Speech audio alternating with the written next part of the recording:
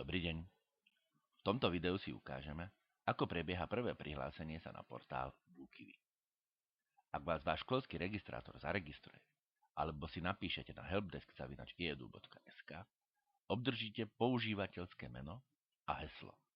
Tieto dva údaje potrebujete na prihlásenie sa na portál. Ak je vaše heslo krkolomné, váš školský registrátor vám ho kedykoľvek môže zmeniť.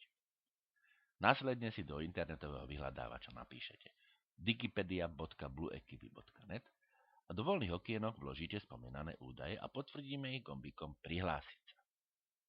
V kroku číslo 1 je dôležité vyplniť základné údaje o vás. Potvrdíme ich gombikom Ďalej. V kroku číslo 2 treba prejsť celú používateľskú zmluvu až na koniec.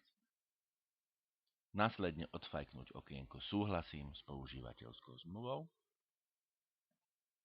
Potvrdíme Ďalej a prechádzame na krok číslo 3.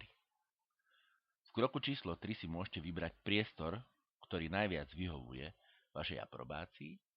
Potvrdíte ho stlačením gombíka Pridať sa. V prípade, že zatiaľ žiadny priestor nepotvrdíte, potvrdíme aspoň vaše prvé prihlásenie sa na portál. Objaví sa vám vaša úvodná obrazovka Wikipedia BlueKiwi.net Welcome. Vpravo hore uvidíte vaše iniciály. To je miesto, kde nastavujete svoj profil. A pri malom zvončeku sa vám objaví číslo, ktoré označuje, že ste obdržali nejakú pozvánku.